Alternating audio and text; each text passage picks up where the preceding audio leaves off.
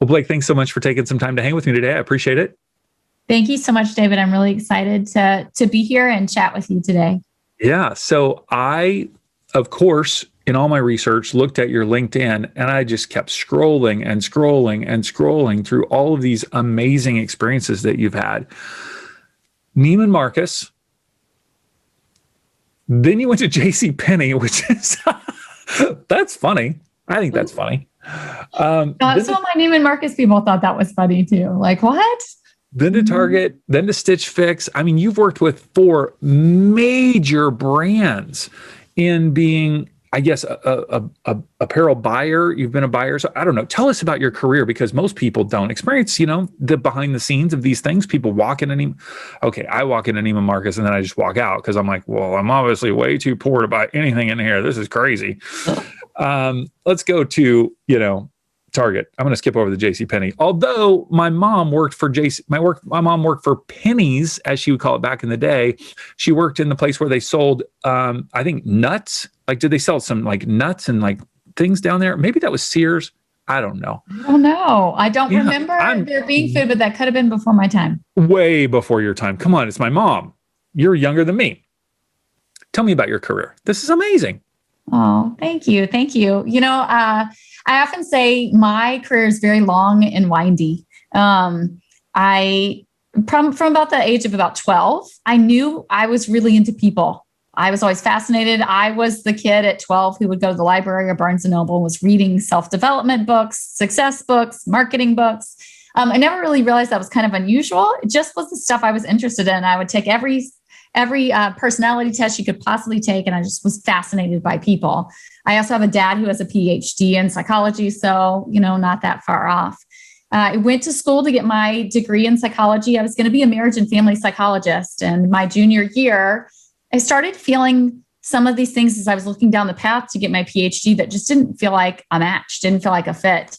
And at the time, I felt really lost. And I talked to friends and family, which is what most of us do when we don't know what to do in our careers. And they all said, you should go into human resources. That's where people who like people go. And I spent my first 2 years in human resources. I was actually a recruiter. I was in charge of a merchandising development program. I was in charge of an intern program, actually at Zale Corporation, which is the big, large jeweler. So another big organization I worked for. And I just felt like something wasn't right. I couldn't see myself for the next 30 years. And I went through this whole crisis thinking, well, I went to college and I thought that like work was going to be really exciting and fulfilling. And this is not. Like, this is what I'm going to be doing for the next 40 years. You're working in a cubicle at Zales. Yep. Yeah. Is your ring that you're wearing right now from Zales? Well, it's from Bailey Banks and Biddle, which was from my time there. Yes. Very fun. Okay. So you're at Zales and you're feeling like, I don't know.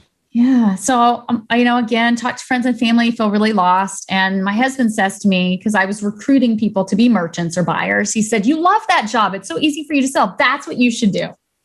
So I'm like, all right, I don't know if I want to do all that math and all the numbers. So I actually went to the bookstore, got a book on retail math and said, if I can teach myself retail math and I'm good with it, then I'll go that path. Well, that's what I did.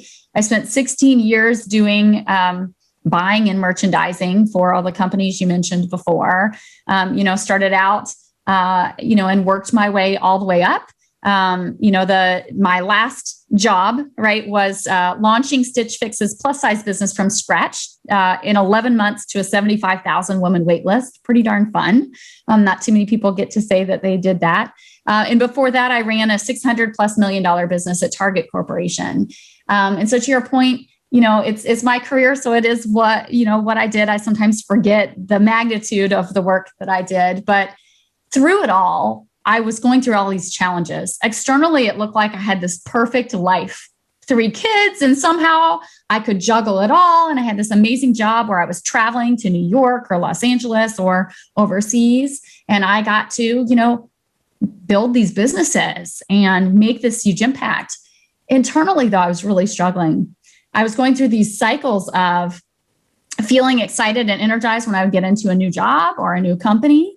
And then that would start to wear off and I would feel frustrated and stressed out. My work truly bled into the vast majority of my life. One of the employers I worked for, I had work-life balance. The rest of them, I would say I did not over an 18-year career. And I was working anywhere from 50 to 70 hours a week. Mm-hmm. And I, for many years, kept searching for, how can I have this fulfilling job where I feel like what I'm doing is really impactful, but also have a sane life and have time to enjoy my family, my friends, take care of myself. And ultimately, that was my entire journey, was this back and forth. It led me moving cross country multiple times. I just kept constantly thinking the next job or the next company was going to make it better. Mm-hmm. Mm. Wow. And you seem like such a nice person, but those jobs, I just feel like whoever has that job, they're intense. They're like kick butt. They're going to just crush you if you get in their way. It's interesting to hear you say that. We often talk about, if you're in merchandising inside retail, it draws a lot of really type A, very driven people. Right. And, I definitely would say I spent the vast majority of my life as a perfectionist, very type A, and it was exhausting, but I believed that was the only way. I believe that's just who I was. Sure. I didn't really understand that those are things that you can change. Those are behaviors, perspectives, approaches you can change. But I will tell you, there were many times in my career, David, most notably, I moved from one organization to another, and I went home and cried every day for 3 weeks. Every single day. I said to my husband, this is the worst decision. I should have never done this. And I said, the people that I'm surrounded by are just mean. Mm-hmm. Some of the things that they were doing or the way that they were working with people just did not sit right with me from a value standpoint. Wow. But again, I felt trapped, right? And so I just learned in my career how to adapt. I am a highly intuitive and a highly emotional person. I feel a lot. If you know me, right, the high is the high, the low is the low. There's not a lot in between. Yeah. And I was told so many times in my career that wasn't okay. That as a woman, as a woman and a leader, I needed to be consistent. I needed not to really show when I didn't like things and then over when I did. And it was a constant battle for me in corporate because I felt like I was always putting on armor to pretend to be this person that always had it together, that never messed up, that had all of the answers.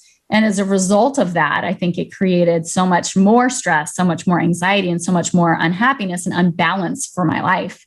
And ultimately, it's a huge part of the heart and the work that I do today, because I work with women that are very successful in their careers, just like I was, but work bleeds into their life. The stress and anxiety that they're dealing with, that the lack of balance or the lack of happiness and fulfillment that they have really keeps them trapped because they don't know a better way. In the same way that I didn't know a better way. It took me 18 years, multiple cross-country moves, more tears and more job searching than you could possibly ever imagine, to finally unlock what it was I had been missing the whole time, why I kept making moves, hoping they would be better, only to find that it was more of the same or worse.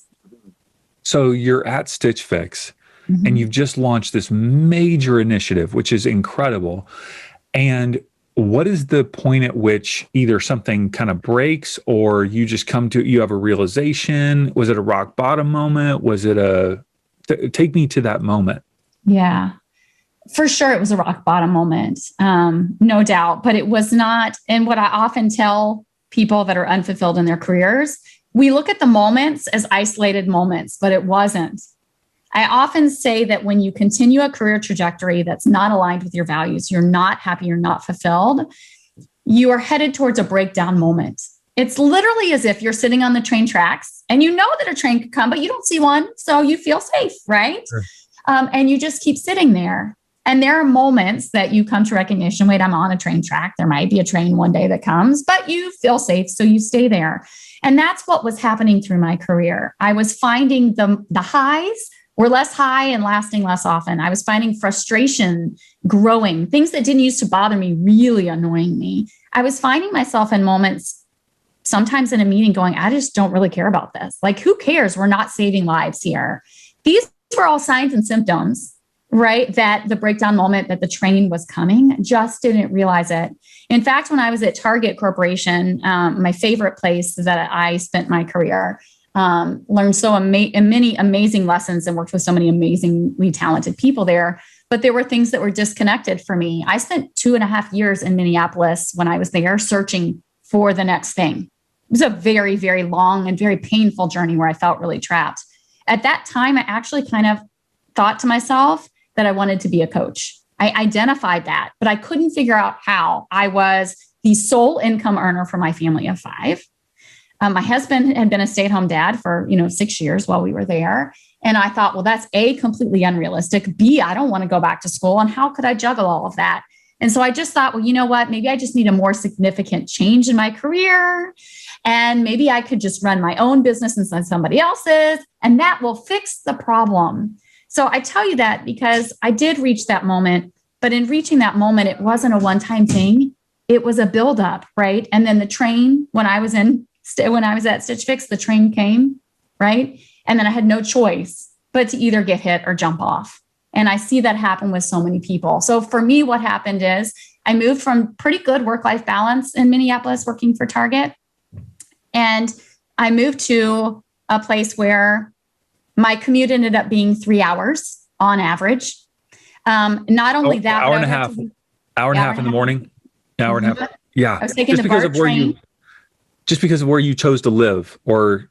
Well, and that was the challenge for me, right? I have 3 kids. I'm not going to put my 3 kids in the middle of San Francisco. We're not city people. My kids would not have done well, Minneapolis to downtown San Francisco. So we lived on the East Bay.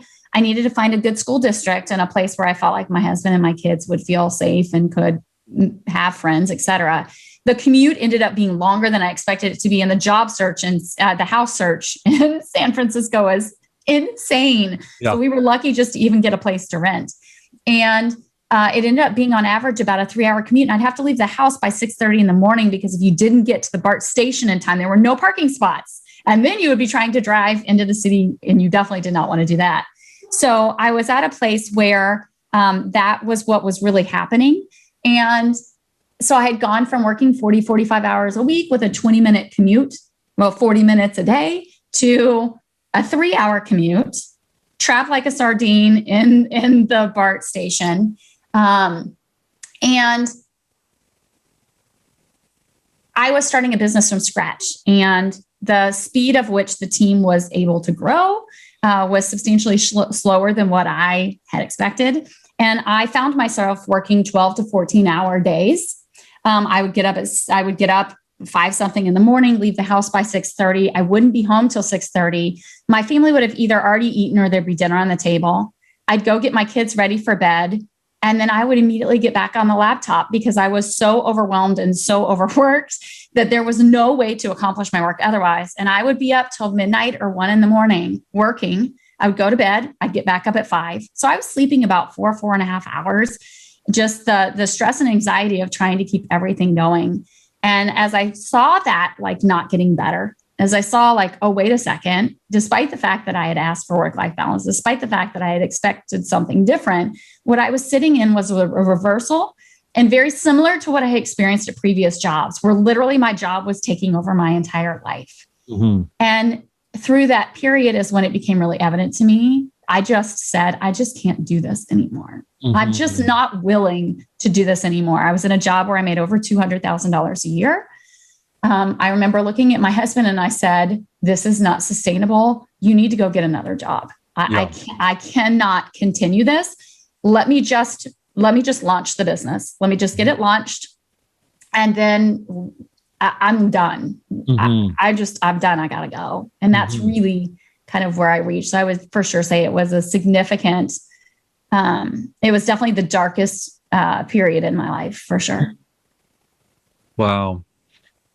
What do you think contributes to specifically, it's not just big corporate companies that can create inhumane workplaces. It can be a small business. It can be inhumane, right? But what you're describing is inhumane. It's inhuman. It doesn't take into account of the fact that you are a human being. You're not just a robot that can produce, all of this. Is it, I assume, culture of a company, but also the person that you directly report to? Would you say it's both of those two things? But also it seems like it's the person, you your willingness to say yes to it and participate in it and not have boundaries. So it seems like it's all three. Am I right? Yeah, it really is. And I think I didn't understand that for so long. And I think most people don't understand that. Most people believe that the number one issue is the environment. Mm-hmm. And I just say, I talk to women all the time and they're like, I just want to stop work from bleeding into my life. So I'm going to look for another job. But I often tell them, if this is a pattern for you, that pattern won't get fixed by moving to location alone. Again, if you're in the wrong culture fit for you, absolutely makes a huge impact, but it is not the only factor. The biggest factor, honestly, is ourselves. And this is something I'm super passionate about because I just see there's so much opportunity to improve our corporate cultures. And I think emotion is almost excluded from so many environments. We don't really allow people to show up as their full self. We don't really have emotional discussions. We don't address what people are dealing with inside companies. And then we expect that people are just going to leave that at the door. But the reality is every single one of us has things that we carry with us, right? Things that are beneficial, things that are challenging. And what I often find is, when we don't have boundaries, we tend to get into environments that further exacerbate those things and kind of create that. But yes, it is a mix of your own personal work and understanding how to create boundaries. I didn't understand that. I grew up with two parents who were workaholics. That's what I grew up and saw as a kid. It was normal to me. Your belief systems. I believed, as I think many people grow up and believe, that in order to make a really good income, you have to sacrifice. That means a lot of hours and hard work. Mm-hmm. I believed that was kind of the only way. I believed that in order to have better work-life balance, I had to sacrifice my income. I had a lot of belief systems. I had a lot of habits, and I had a lot of things I had learned from my childhood that then informed, right, the decisions that I made. We all have that. We just don't think about it. And so we come to work and we bring those things with us. Then we have bosses who are also coming to work bringing these things with us. The number one thing that I work a lot with my clients, the process we do is really different than what's out there in the market. It's very holistic, and what we're dealing with are both the emotional and the tactical components of how we end up unfulfilled in our careers, right? Because just getting a pretty resume and just changing companies isn't going to fix some of the inherent things if we don't understand why we're unfulfilled and we don't have the tools to create the right alignment for our life. And so one of the biggest things I see is pretty much everyone I know, whether you're the most successful person or not, there's an inherent fear that you're not really good enough. Mm-hmm. And that people think, I'm not really as good as other people think that I am. And I see that as being one of the biggest reasons we have toxicity sitting inside organizations. Envision, you are a new manager. I went through this. You've been a great individual contributor. You get promoted to management. What is the first thing you're fearful of? I'm going to fail. People are going to know that I don't really know what I'm doing, right? And so what do you do as a manager? You start micromanaging because you're looking for control. You're looking for a way to prove to people that you know what you're doing.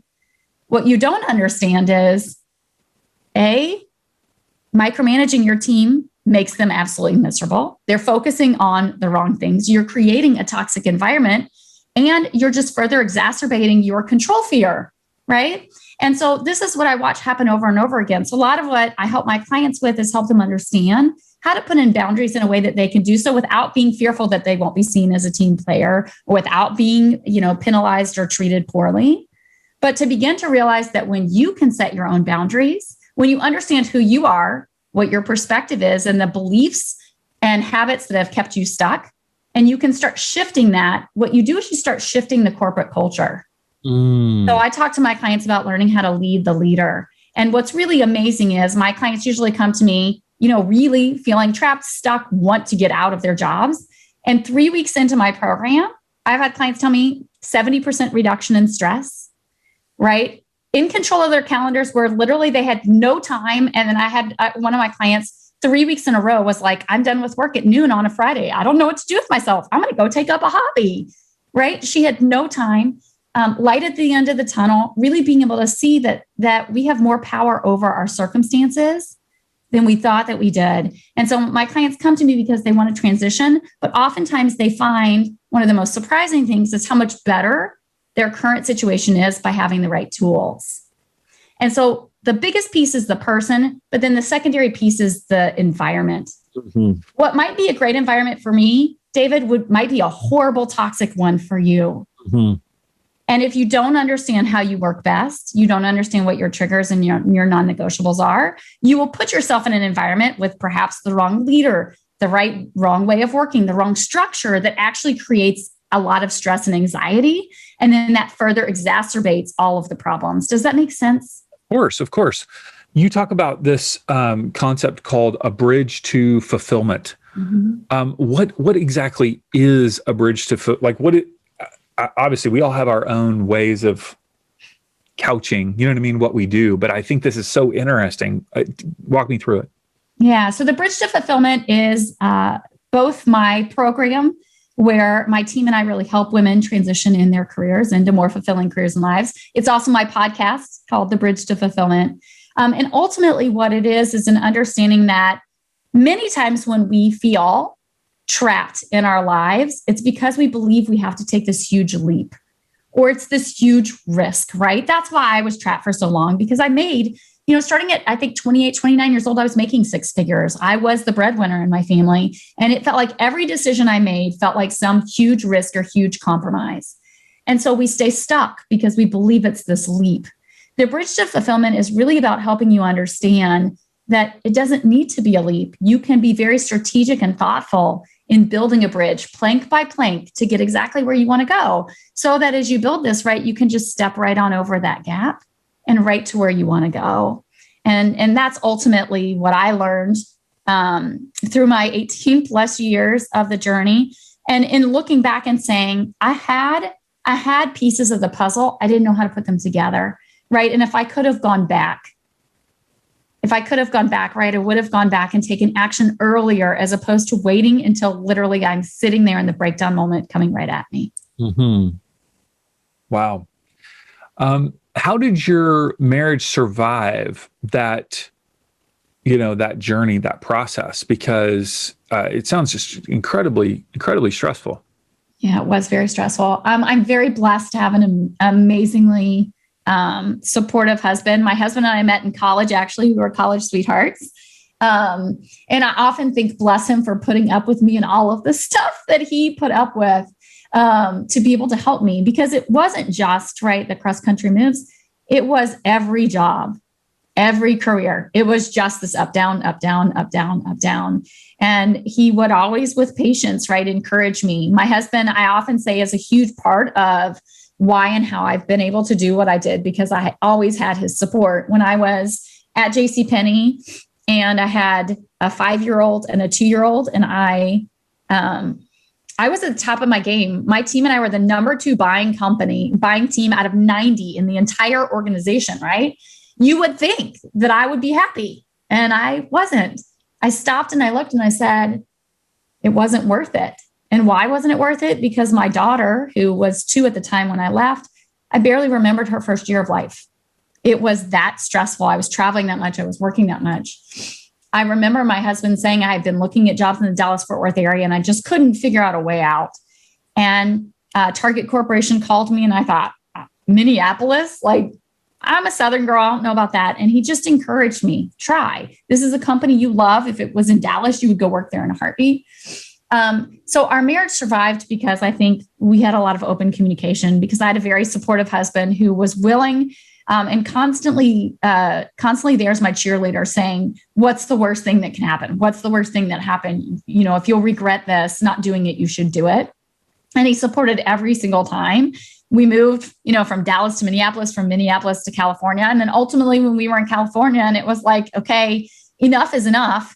And that's when I said, I need to get help. Basically, I can't keep making moves, hoping they're going to get better. I got 3 kids, right? Like, I can't keep putting my family through this. And that's ultimately, I think, I feel so blessed in so many ways, because he was the one that immediately was like, start your own business. I know you'll be successful. I know anything that you put your mind to, you'll be successful, and we will figure it out. We will figure out how to make it work. He went back to work and everything flip-flopped in our house, where I had been the sole, income earner, to a period of time where he was really the one driving that. And I feel really blessed from the standpoint of, not just did I have a husband who was willing to support me the whole way throughout, but I think my kids also learned some really invaluable lessons about the value of work and how it plays into your life, the importance of really aligning your work with the things you're passionate and naturally gifted and talented at, and the importance of partnership in a marriage, where I think it's very rare to be able to see the type of flip-flopping that happened in our marriage in terms of roles and responsibilities. But it's something I'm really proud of, because there are many things I look back on early in my career and I regret teaching my kids lessons that I don't believe anymore. And I certainly wouldn't want them to live. On the flip side, though, what I've been able to do in the last 4 years, and to watch my kids' perspective about balance in life and work and passion and what you're good at, has been infinitely fulfilling. I love it. Connectionsilluminated.com, collectionsilluminated.com. That's where they can learn all about you. Once they get to connectionsilluminated.com, what's the thing that you'd want them to dive into first? Yeah. Well, there's really two things I often say. My podcast is a place that I often refer women to. We have episodes come out weekly. They're a mix of, small coaching calls, but I also do a lot of interviews with my clients and their success stories. I really believe in the value of changing women's perspectives about what's possible for them, and really enabling them to have the tools and the support, right, to be able to create the lives that they want without sacrificing their income, their impact, their health, their family, or their time. And so the podcast, The Bridge to Fulfillment, is a great place to go if you're looking for inspiration or more information about how to do this. The other thing, if you go to my website, there's a little link you can sign up for my email list. And on the email list, you can either get there from connectionsilluminated.com or from my website, Bridge with the number 2, fulfillment.com. And you can enroll there. I've got several hours of free training. I actually had a woman go through this. I launched this right in the pandemic when all that happened. Actually, I had a woman go through the free training and went from absolutely no offers, feeling completely trapped, to having multiple offers and getting a 30+% pay increase within a period of like 2 months, just going through this training. So all of those tools are available as well. So podcast or email with all the free resources, both are great places to get access to tools to help you lead a more fulfilling career in life. Awesome. Connectionsilluminated.com. We'll have all the links to your website and the podcast, and of course your social media accounts and your LinkedIn account, which people can scroll through and dive deep on that. Blake, thank you. Thanks for sharing your heart and just your wisdom. Very captivating story. And I can see why people love working with you. So thank you so much. Thank you. I really appreciate the opportunity to come share and hopefully inspire somebody else to realize what is possible for them. Because I think that's the biggest challenge when we feel trapped or we feel stuck, to realize that there is nothing wrong with you. Right. For years, I thought there was something wrong with me, that I was so unfulfilled and so unhappy when everyone thought that I had everything. But B, that there is a proven process and a way to be able to move forward to create what you want without taking a huge risk or without having to take a huge step backwards in your career, your life.